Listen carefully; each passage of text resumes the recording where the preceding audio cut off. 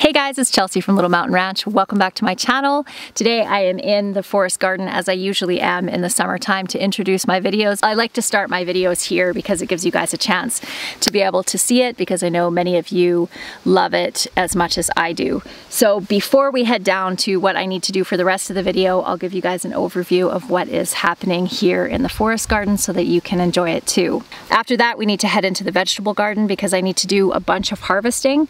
I'm actually going away for a couple of days and it's kind of a crazy time of year for me to do that, but it's a trip that I really need to take.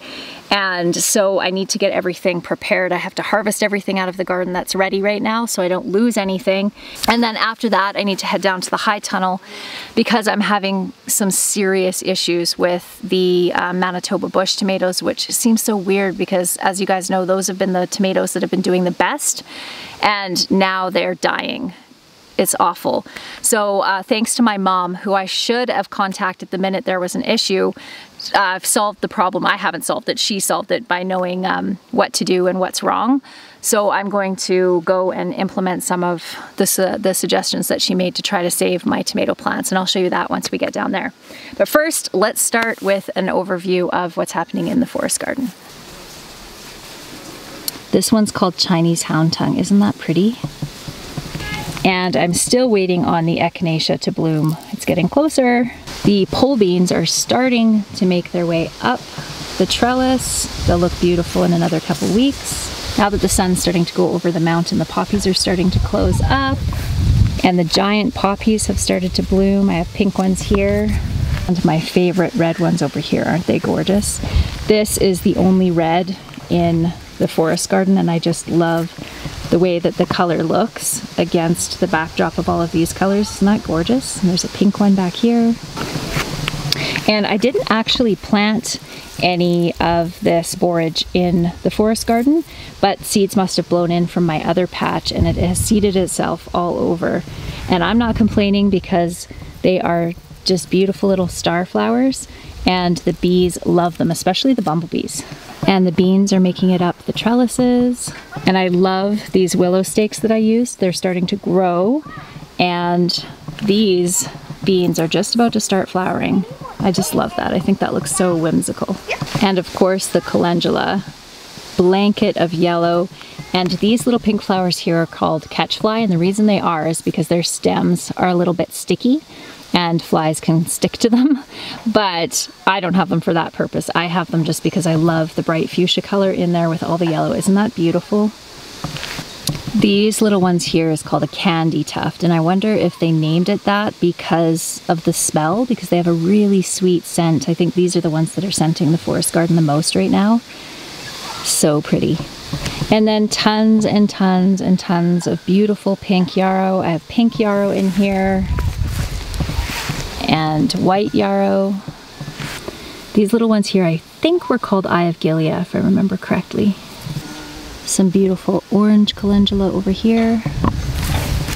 This beautiful ornamental grass, doesn't that look beautiful in the wind?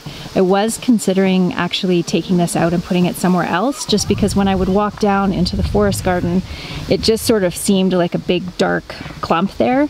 But now that the tops are forming and when the wind blows through it, I just love the way it looks and the movement that it offers in here, so I think I'm gonna leave it. This is something that's so exciting to me. So this is that little tiny elderberry that I planted here last year and it has started to flower. I have never seen elderberry flowers before. Look at how dainty and beautiful those are. Aren't those gorgeous? And I do know that you can use these as well, but I am going to let this flower and produce berries for me, hopefully. So excited about this. As much as I'd like to stay up here in the forest garden for the rest of the time here, as I usually do, we do need to get down and harvest a bunch of veggies out of the main garden. So let's head over there. These cabbages I'm gonna have to start harvesting in earnest because they are going to start splitting if I don't. Hopefully they can hold off until I get back from my trip. Here is an example of broccoli that is flowering. Can you see the flowers in there? I'm one of those people that leaves plants to flower in my garden. Usually by, I don't know, 3 or 4 weeks from now, there's flowers all over it from vegetables that I've allowed to go to flower because they are such awesome food for my bees. I'll show you one over here, another one. There's one of my honeybees as we speak. But today I want to get as many of the small broccoli heads. I think I have about 4 or 5 gallon bags of broccoli so far off of here with just the little tiny heads that I was showing you before. But check this out. That is a nice looking head of broccoli, a nice good sized one, and there's a couple like that, and tons of cauliflower that need to be harvested. I am going to start with the cauliflower because there's quite a few of them that are starting to turn purple, so I need to go track down my knife now. Just one sec. Some of these heads of cauliflower are absolutely beautiful. Isn't that gorgeous?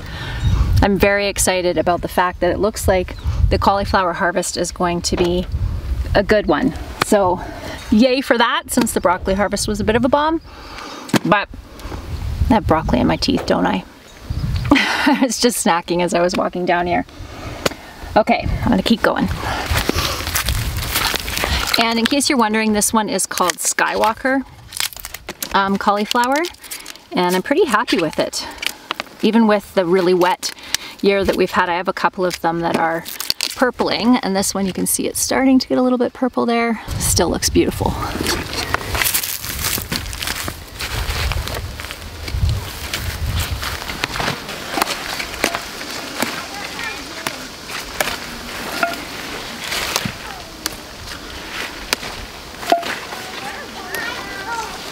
What I'm doing right now is I'm harvesting all the side shoots off of broccoli. When you harvest a broccoli, if you remove the main head, oftentimes you'll get side shoots like this. And each variety of broccoli is a little bit different. This one is called Everest, if I remember correctly.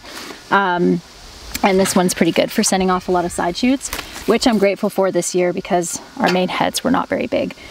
I know I reiterate a lot of information, especially on my garden tour videos, and that's just for all the new people to the channel, just because I know that those questions will be asked down in the comment section, so I try to add them into the video as I go.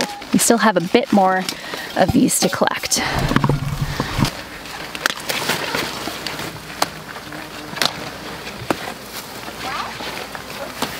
This is still completely edible. The best way to eat these is in a stir fry, and you can also eat the leaves of broccoli as well. I have so much kale and so many other greens in my garden that these will just go to the pigs once they're done sending up their side shoots, and the flowers have started to wither up. They will just go to the pigs and feed the pigs just because we have so much. But if you don't, and you don't have anywhere else to put it, you definitely can eat it.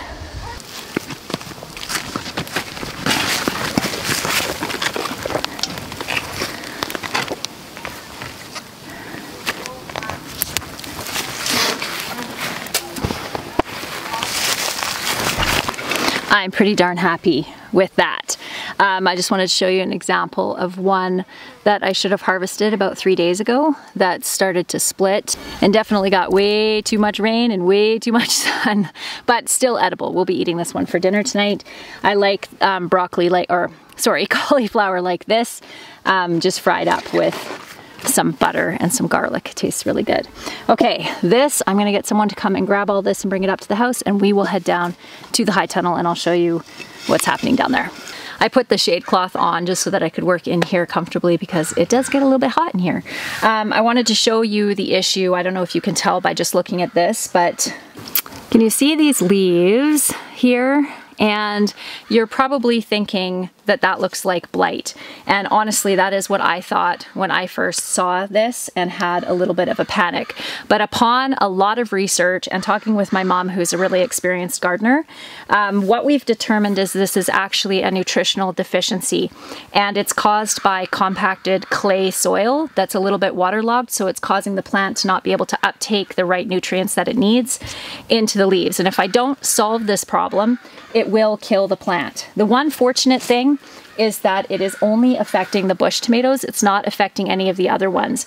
And I think that is because a lot of the other plants aren't fruiting heavily, and all of the bush tomatoes are fruiting really heavily and actually coming to their end of their fruiting cycle. So they're needing way more nutrients than they're actually getting. So I'm just going to show you how this problem starts so that if it happens with your tomatoes, that you can recognize it and do something about it earlier than I am. Okay, you see how these leaves, so these are the new leaves at the top of the plant. This is probably one of the biggest signs that this isn't blight, because blight generally starts on older leaves at the bottom of the plant.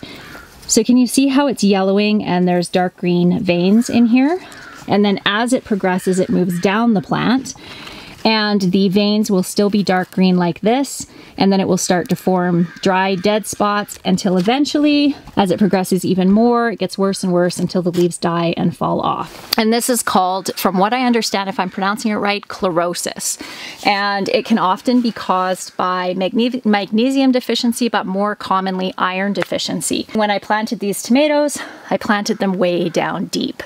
So I planted them in the ground, probably like a foot down in the ground, so they are down where the soil is really compacted and they just can't uptake those nutrients, because I think the soil is probably waterlogged. So what I'm going to do to try to solve this problem is I'm going to make a spray with some really good fertilizer. I have a Gaia, I think it's called Gaia Green fertilizer. I'll put that down in the description box below.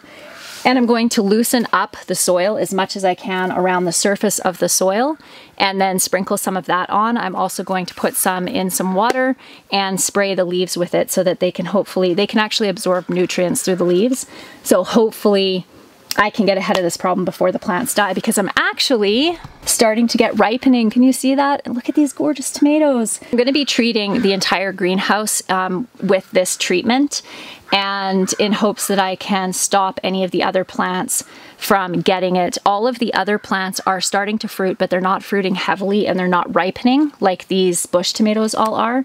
And right now it's only impacting the bush tomatoes. I don't know if you can see this back here, but I have a bush tomato here that it's happening on, and then right next to it, this vine's actually coming from the other side. So ignore down here because this is part of a bush tomato, but these leaves are perfectly healthy, and this is one of my indeterminate varieties of tomatoes. So that's the plan. Dig in here, get it all loosened up. I wonder how loose I can get it with just my hands. Pretty good, actually. So I think I'll just go along with my hands and loosen up the soil. Yeah, that's a lot of clay. That is a lot of clay in that soil. So that is definitely the issue. I think what I might actually do is dig a little bit around. There's a root, I'll be careful. I'm gonna dig a little bit around and see if I can get this fertilizer down around the plants, and then I think I might top dress them again as well. So, geesh, boy, I really hope I can fix this problem.